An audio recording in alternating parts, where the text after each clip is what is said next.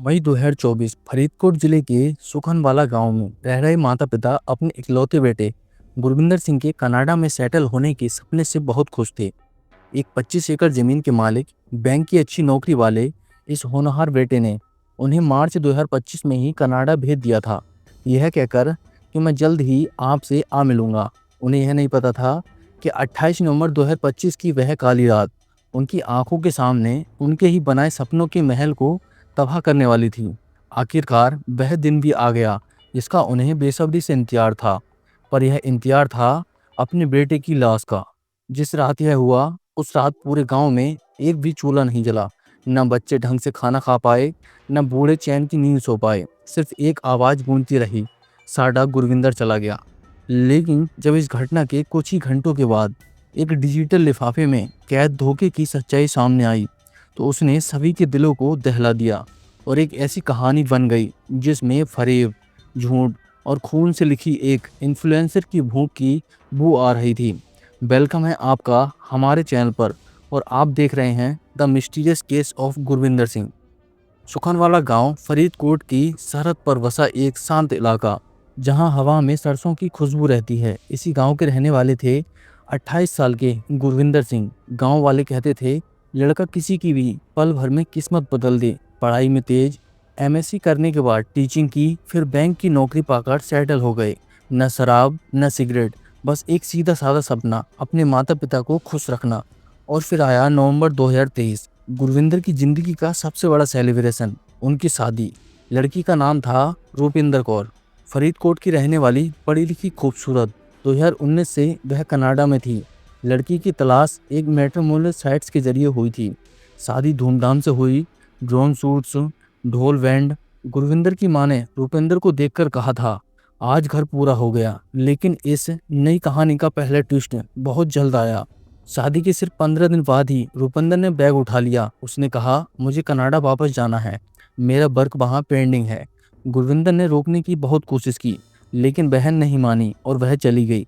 फिर 2024 बीता और 2025 में रूपिंदर की कनाडा स्टोरी पलट गई। वीजा इशू और ओवर स्टे की वजह से उसे डिपोर्ट कर दिया गया। जनवरी 2025 में वह वापस पंजाब लौटी और सीधा सुखनवाला गांव अपने ससुराल पहुंच गई। यहीं से उसने अपना online boutique level room code Sandhu शुरू किया। इंस्टाग्राम पर वह रील्स डालती, आउटफिट्स, म्यूजिक, सेल्फ केयर। लेकिन एक चीज जो कभी नहीं दिखी, उसका पति गुरविंदर। मेरिट स्टेटस हिडन, जैसे कोई चैप्टर जिसे दुनिया को नहीं जानना चाहिए। मार्च 2025 आया, गुरविंदर ने अपने माता पिता को कनाडा भेज दिया।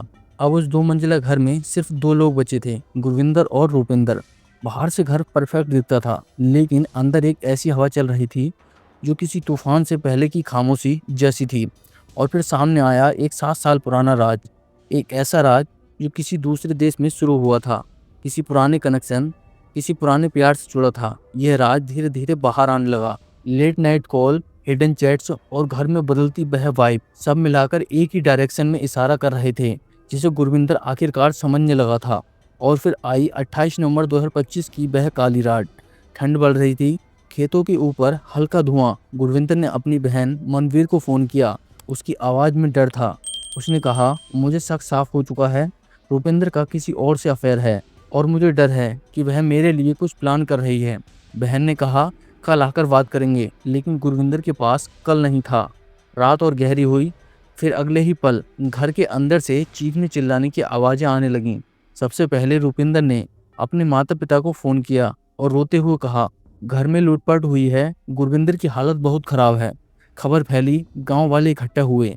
गुरविंदर की बुआ जैसे ही उसे छूने गई, रूपिंदर ने पीछे से रोका, प्लीज़ पास मत जाओ, आपके फिंगरप्रिंट से लग जाएंगे, पुलिस परेशान करेगी। यह पहली बार था जब किसी को शक हुआ कि ये कहानी में कुछ तो गड़बड़ है। पुलिस पहुंची। रूपिंदर ने एक ही बात बार बार कही, लुटेरे आए, सामान उठाया, मेरे पति को मार दिया। उसके शब्दों में जितना डर था, घर की हालत उतनी ही नीट एंड क्लीन थी। कोई जबरदस्ती का निशान नहीं था, कोई तोड़फोड़ नहीं। पुलिस का दिमाग घूम गया, यह लूटपाट नहीं, कोई प्लान मर्डर था। और फिर पुलिस को क्लू मिला।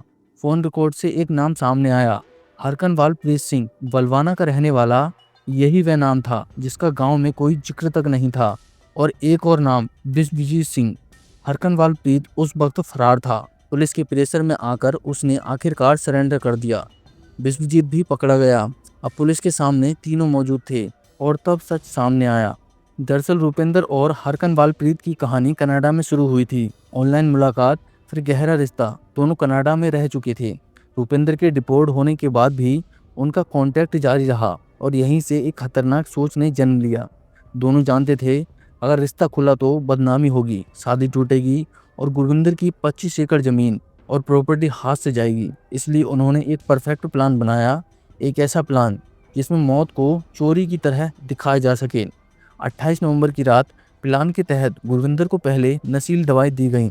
जब वह पूरी तरह से बेहोश नहीं हुआ तो हाथापाई हुई, उसे छत पर ले जाया गया और वहां दबोचकर उसका गला घोट दिया गया। रूपेंद्र ने खुद अपने पति के हाथ पकड़े और हरकनवाल प्रीत ने उसकी सांसें रोक दी। वारदात के बाद हरकनवाल प्रीत और विश्वजीत भाग गए और रूपेंद्र ने तुरंत लूटपाट वाला ड्रामा शुरू कर दिया। शादी कोई परफेक्शन का कॉन्ट्रैक्ट नहीं होता, यह एक जिम्मेदारी होती है अपने पार्टनर के सबसे वीक मोमेंट्स में उसका साथ देने की, न कि उसे इस बात की सजा देने की कि वह आपकी इन्फ्लुएंसर लाइफस्टाइल में फिट नहीं बैठता।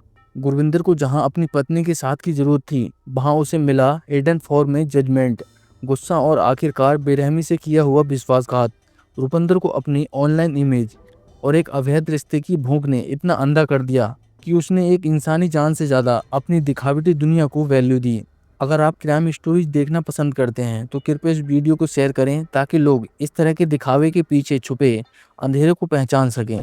और प्लीज़ चैनल को सब्सक्राइब जरूर करें और हमें सपोर्ट करें। मिलते हैं अगले केस में एक नई कहानी के साथ। जय हिंद।